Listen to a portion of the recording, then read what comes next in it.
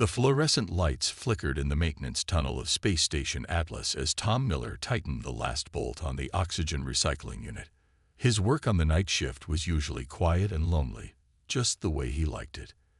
At 32, he had grown comfortable with the peaceful solitude of space station maintenance. The steady hum of machinery filled the narrow passageway as he gathered his tools. A soft beeping from his tablet caught his attention. An unexpected pressure variance in Section E7, the outer hull. Tom sighed, knowing his shift wouldn't end on time today.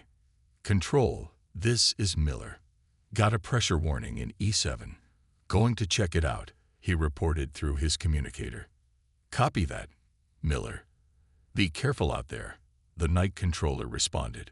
Tom made his way to the airlock, going through the EVA suit checklist with practiced ease. He'd done this hundreds of times before, but safety protocols were never to be rushed. The white suit felt like a second skin as he sealed the helmet and began the airlock cycle.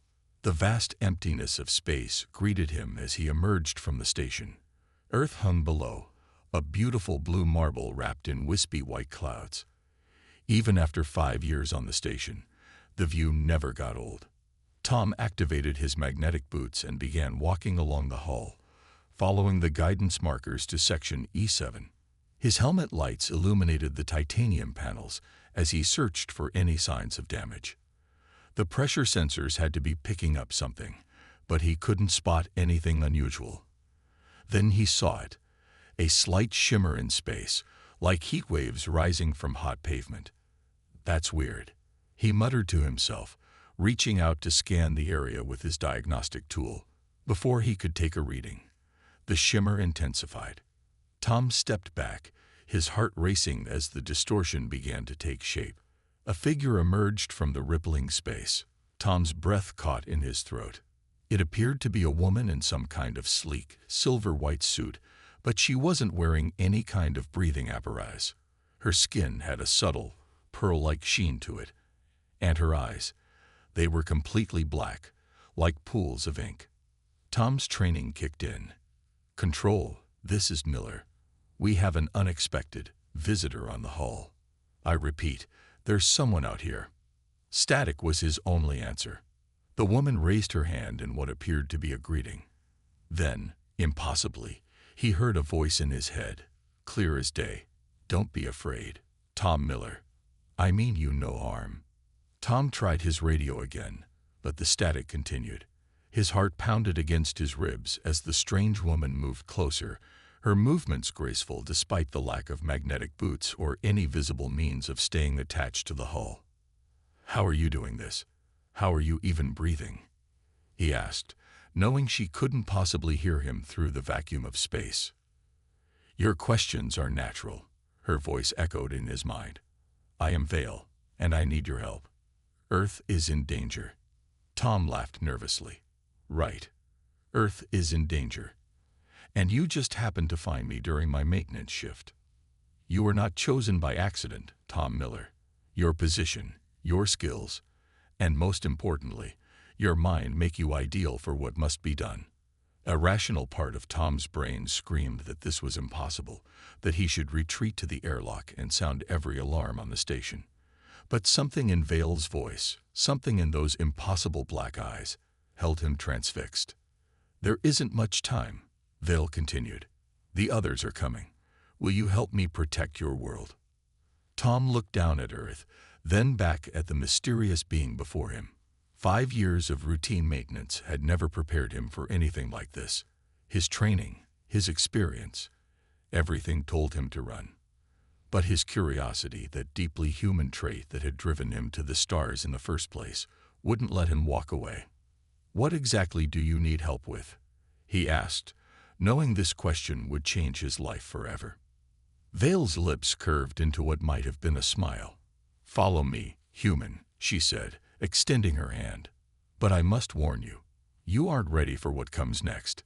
None of your people are. Tom found himself inside Vale's ship, though he couldn't quite remember how they got there. The interior was unlike anything he'd ever seen. Organic curves blending seamlessly with metallic surfaces, soft light emanating from nowhere and everywhere at once. His EVA suit felt clumsy and out of place in the elegant space. "You can remove your helmet," Vale said, this time with actual sound waves rather than the strange mental communication from before. "The atmosphere here is compatible with human biology." Tom hesitated, then slowly unsealed his helmet. The air tasted clean, with a slight hint of something like mint. Vale stood before him, her iridescent skin more noticeable than the ship's lighting. "I promised you answers," she said, moving towards what appeared to be a control center. "But first, you need to understand who we are." She waved her hand, and the wall became transparent, revealing the Earth below. "We are the Watchers, Tom. We've been monitoring Earth since your first civilizations emerged." "Like guardian angels?" Tom asked, immediately feeling foolish for the comparison. Vale's expression softened. "In a way, yes. We observe developing species, protecting them from external threats until they're ready to join the greater galactic community. Earth has been under our protection for millennia." The view changed, showing what looked like a massive storm cloud moving through space. But as Tom looked closer, he realized it was made up of countless small objects, moving with frightening coordination. "This is the swarm," Vale explained, her voice growing tense. "They consume worlds, harvest species for their biological and technological resources. They've destroyed thousands of civilizations." Tom watched in horror as the image showed the swarm descending on a planet, breaking it apart piece by piece. "And they're coming here, to Earth." "Yes." Vale's black eyes reflected the devastating footage. "Our defensive networks have kept them away for centuries, but they've evolved. They found ways through our barriers. We estimate Earth has less than 6 months before they arrive." "Why tell me? Why not go to our governments, our military?" Vale touched a panel, and a holographic display appeared between them, showing complex neural patterns. "Because humans are unique, Tom. Your brains are different. While most species have predictable neural pathways, human minds are chaos in the most beautiful way. You think differently, adapt differently. The swarm can't predict or control you like they can others." She paused, seemingly struggling with what to say next. "I'm breaking every protocol by being here. The Watcher Council believes humanity isn't ready for this knowledge, that involving you would cause more harm than good. But I've studied your people for centuries.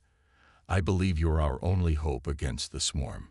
Tom leaned against a wall, trying to process everything. "So what do you want from me?"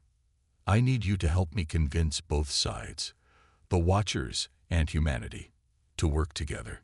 The Watchers have the technology, but humans have the unpredictability that could turn the tide against the swarm."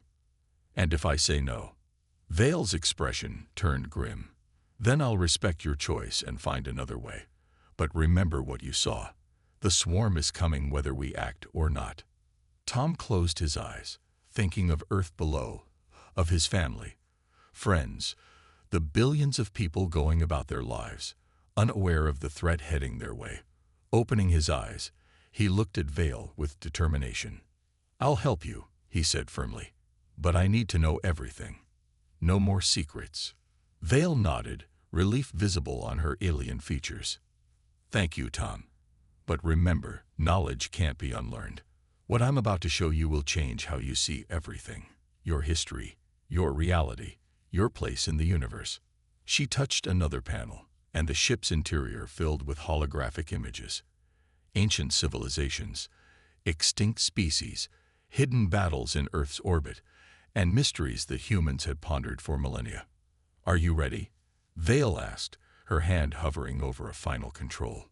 Tom straightened up, squaring his shoulders. "No," he said honestly, "but show me anyway." The journey to the Watcher's base took 3 days in Earth time, though Tom wasn't sure time worked the same way in Vale's ship. He watched in amazement as they passed Neptune's blue storms and entered the Kuiper Belt, where chunks of ice and rock drifted in the vast darkness. "Our base is hidden here," Vale explained, gesturing at what appeared to be an ordinary ice asteroid. "The chaos of the debris field helps mask our presence." As they approached, The asteroid's surface seemed to melt away, revealing a massive structure carved into its core. Lights flickered to life along its surface, creating patterns that reminded Tom of circuit boards. The ship glided through an opening that appeared just long enough to let them pass. "Welcome to Haven Station," Vale said as they docked. "Try not to stare too much at the others. Some of them aren't used to seeing humans up close." Tom quickly understood her warning. The docking bay was filled with beings that defied description. Some looked almost human, like Vale, while others seemed to be made of light or geometric shapes that hurt his eyes to look at directly. A few appeared to shift forms as they moved, like living mercury. "They're all Watchers," Tom whispered. "Different evolutionary paths, same purpose," Vale replied, leading him through crystalline corridors. "We're a coalition of species who achieved enlightenment without destroying ourselves, a rare thing in this universe." They entered what appeared to be a control center. Holographic displays showed thousands of solar systems, with red markers spreading like a virus across the galaxy. The swarm's progress, Tom realized with a chill. A tall, silvery being approached them. Unlike Vale, its features were sharp and angular, almost crystalline. "You've broken our highest laws, Vale," it said, its voice like chimes in the wind. "Bringing a human here?" "Mentor," Vale addressed it respectfully but firmly. The situation demanded action. "Show him what we discovered." The being, Mentor, studied Tom for a moment before waving a hand. A new hologram appeared, showing brain scans, human neural patterns. It explained, "Compare them to the swarm's control frequencies." Tom watched as waves of energy washed over different alien brain patterns, all falling into synchronized rhythms. But when the same waves hit the human brain scans, they created chaotic, unpredictable patterns. "Your species is naturally resistant to their control methods," Vale explained. "Your minds are too creative, too adaptable. The swarm can't predict or control what they can't understand, which is precisely why involving humans is dangerous," Mentor interjected. "They're unpredictable, emotional, violent, and exactly what we need," Vale countered. "The swarm has adapted to all our defenses because we think linearly, logically. Humans don't. They make intuitive leaps. They see patterns we miss. An alarm cut through their discussion. One of the holographic displays turned red, showing a massive disturbance at the edge of the solar system. "They're early," Vale whispered, her black eyes wide with fear. The swarm scout ships weren't supposed to reach this sector for weeks. Tom watched as dozens of small, dart-like ships appeared on the display, moving with that same horrifying coordination he'd seen in Vale's first demonstration. "We need to evacuate," Mentor declared. "This facility is not equipped for combat. If we run, we lose our best defensive position in the solar system." Tom spoke up, surprising himself. The Watchers turned to look at him. "You've been fighting them the same way for centuries, right? Maybe it's time to try something new." Vale looked at him curiously. "What are you suggesting?" Tom studied the tactical displays, years of maintaining complex systems giving him a different perspective. "Your base's power distribution looks similar to our station systems. If we reroute energy in an unpredictable pattern, maybe we can confuse their sensors, create chaos they can't adapt to." Mentor began to object, but Vale raised her hand. "Let him try. What do we have to lose?" As Tom began explaining his plan, he caught other Watchers moving closer, listening with growing interest. For the first time, he understood why Vale had chosen him. Sometimes the best solutions came from minds that hadn't learned what was impossible. The swarm ships attacked without warning, their weapons cutting through space like lightning. The Haven Station's shields flickered under the assault, but Tom's irregular power distribution pattern was working, at least for now. The scout ships couldn't lock onto any specific section of the base, their shots scattered and less effective than they should have been. "They're adapting," Vale called out from her control station. The holographic displays showed the swarm ships changing formation. trying to compensate for the erratic defense pattern. Tom's fingers flew across the alien controls, which somehow felt natural under his touch. Then we'll give them something else to think about. He diverted power from the lower levels, creating a pulse that rippled through the station's outer shell. The energy burst scattered the closest wave of attackers, sending them tumbling through the debris field. Impressive, Mentor admitted, its crystalline form glowing with increased intensity. But they'll be back with reinforcements. We need to evacuate while we can. An explosion rocked the station.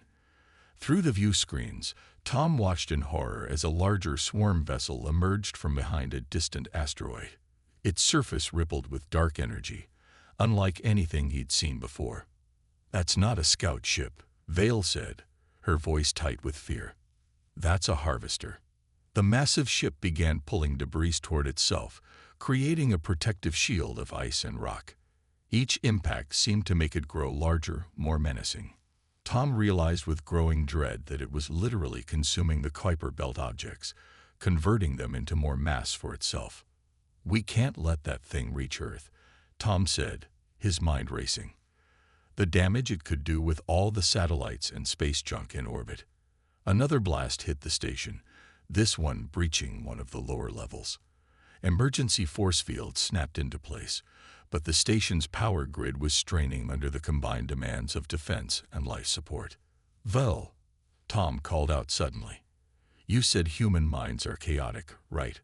Hard to predict." She nodded, trying to maintain the station's failing shields. "Then let's show them real chaos." Tom accessed the station's main computer core. "Help me upload my brain patterns into the defense grid." "That's impossible," Mentor protested. "The neural interface wasn't designed for human minds. It could kill you." "But if it works," Vale interrupted, understanding dawning in her black eyes, "the defense systems would become as unpredictable as a human brain. The swarm wouldn't be able to calculate our responses." Tom was already pulling cables from a nearby console. "Hook me in." Vale moved quickly, attaching neural sensors to his temples, while other watchers looked on in a mixture of horror and fascination. The moment she made the final connection, Tom's world exploded into light and data. He was everywhere at once, in the shield generators, the weapon systems, the power grid. His consciousness spread through the station's systems like water finding new paths. The swarm's attacks suddenly seemed to move in slow motion, their patterns clear to his expanded awareness. Tom didn't fight them with logic or advanced calculations. He fought them with instinct, with the unique human ability to make intuitive leaps. The station's defenses began moving in ways that defied conventional tactics, shields pulsing in rhythm with his heartbeat, weapons firing in patterns based on old video games he used to play. The swarm ships faltered, their coordinated attacks breaking down as they failed to predict where the next blast would come from.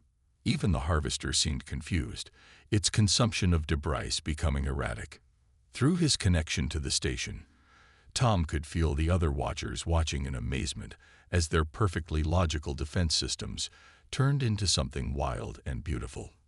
He was showing them a new way to fight, proving that sometimes the best defense wasn't perfect order, but perfect chaos. "They're retreating," Vale announced, her voice distant through Tom's merged consciousness. The human way worked. As his awareness slowly returned to his body, Tom managed a weak smile. The crisis was over, but somehow he knew this was just the beginning. The Watchers would never look at humans the same way again. 3 days after the attack, Tom stood before the Watcher Council in Haven Station's central chamber. His head still ached from the neural interface, but his mind was clear. Vale stood beside him as he addressed the gathered beings, their forms ranging from nearly human to completely alien. "Earth's satellite network is our key to victory," Tom explained, manipulating the holographic display to show Earth's orbit. "We have thousands of satellites up there, everything from communication relays to space junk.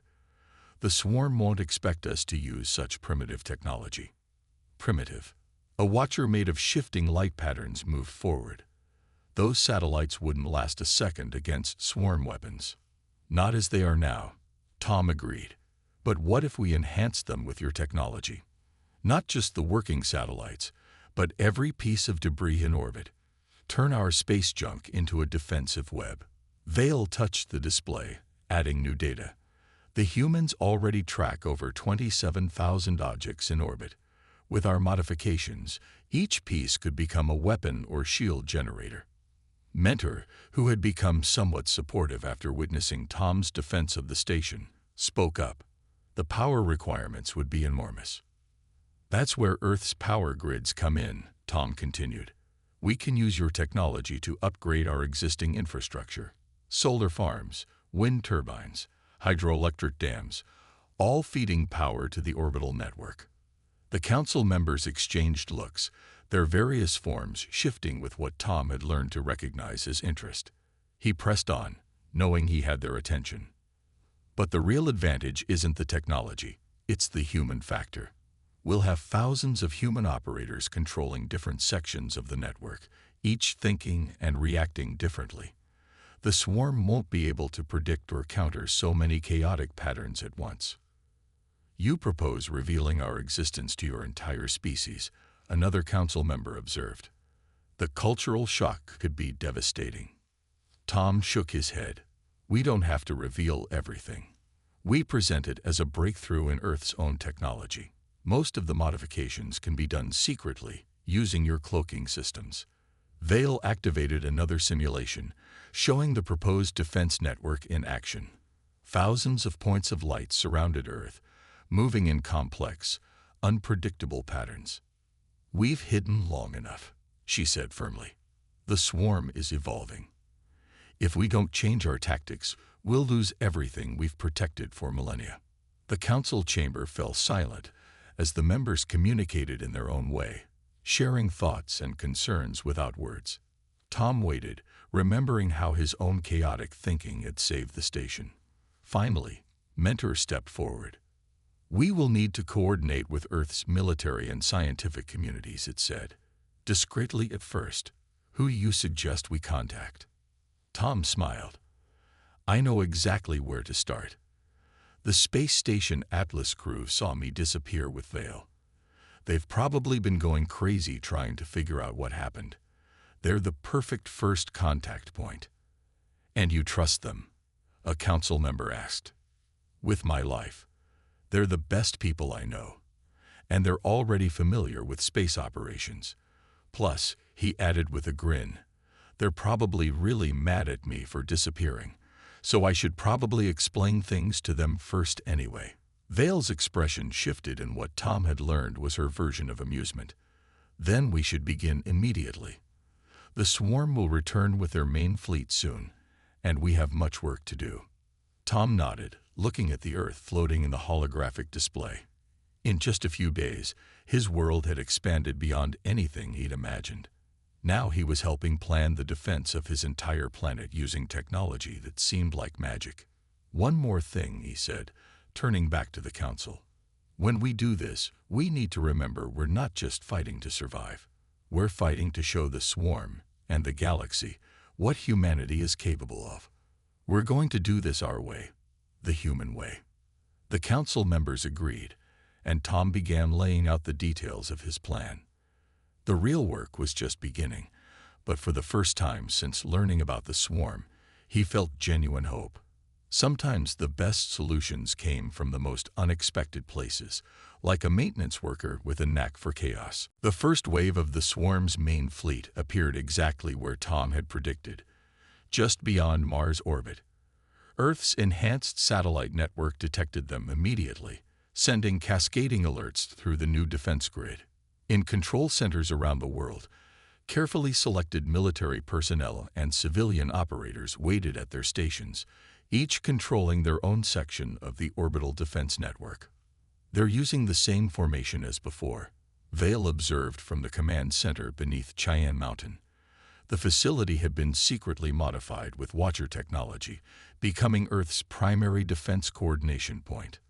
Tom watched the massive holographic display as thousands of swarm ships emerged from hyperspace. No, look at their pattern. They're trying to trick us. He highlighted a section of their formation. The real threat is here, hiding behind the main fleet. 3 enormous harvester ships emerged from behind the swarm, their surfaces already beginning to ripple with dark energy. Each one was 10 times larger than the scout they'd encountered at Haven Station. "All operators, execute Pattern Delta," Tom commanded through the global communications network. "But remember, make it your own. Don't follow the exact protocols. Think creatively."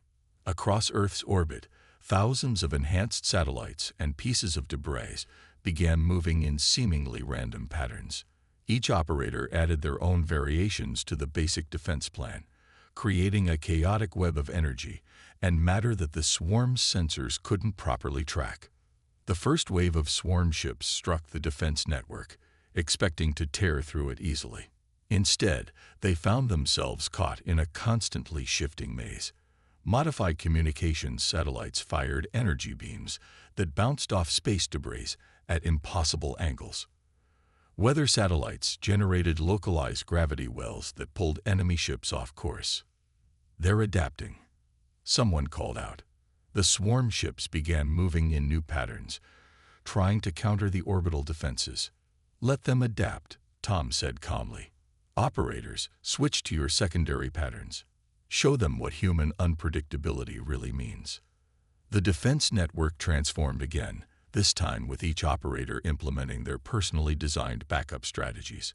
Some based their patterns on dance moves, others on sports plays or video game tactics.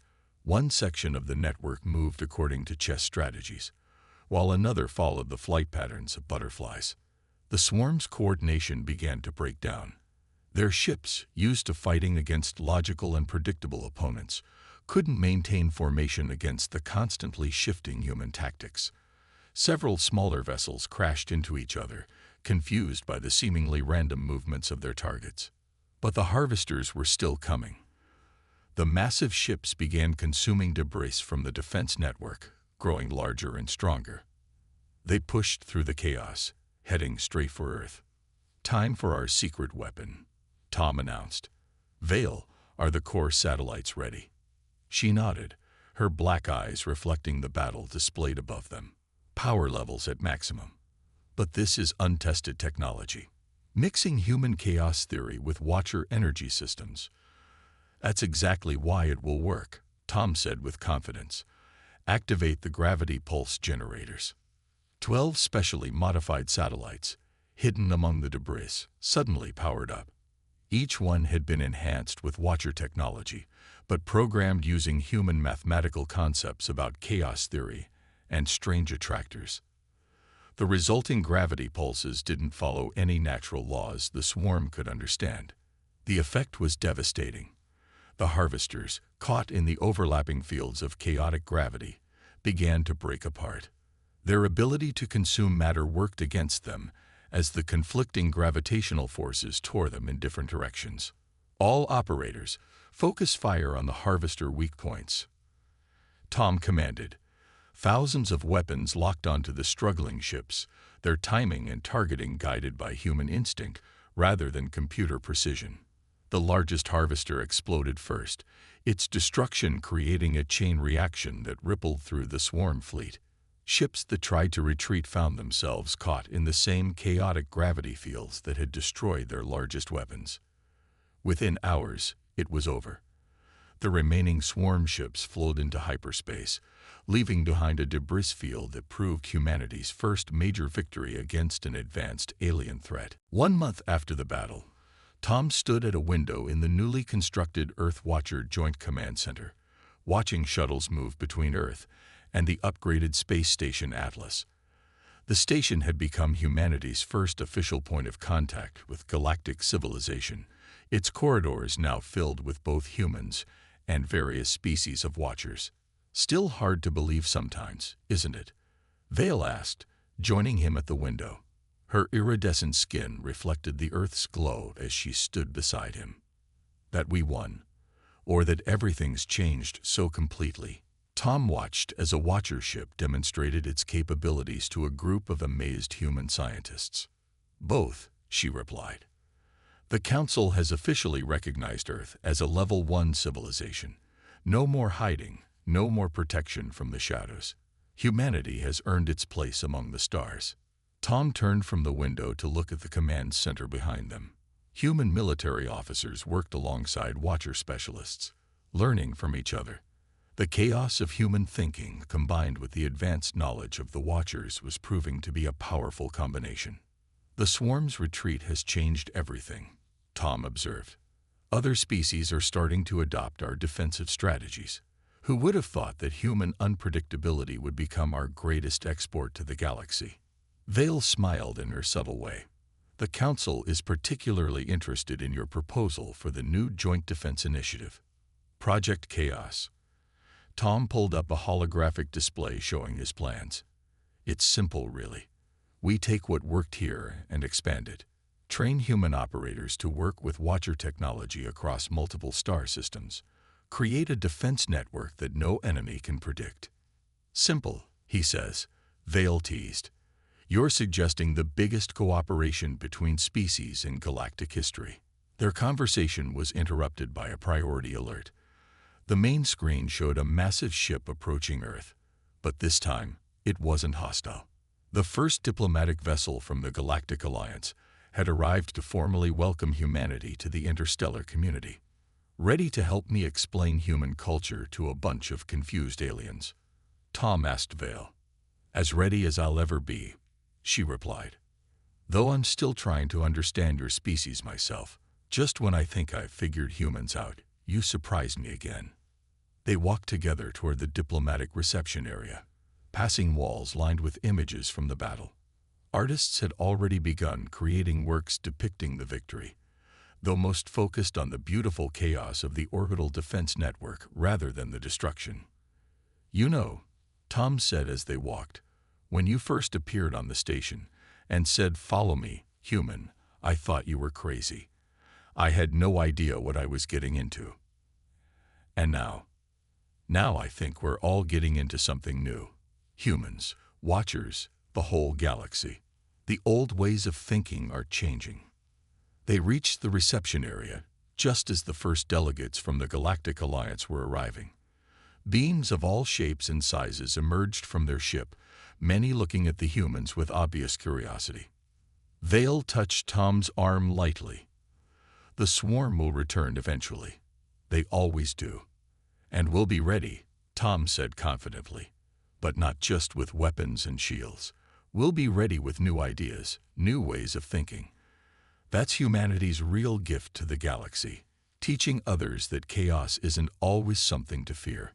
The diplomatic ceremony began, marking humanity's official entry into galactic civilization.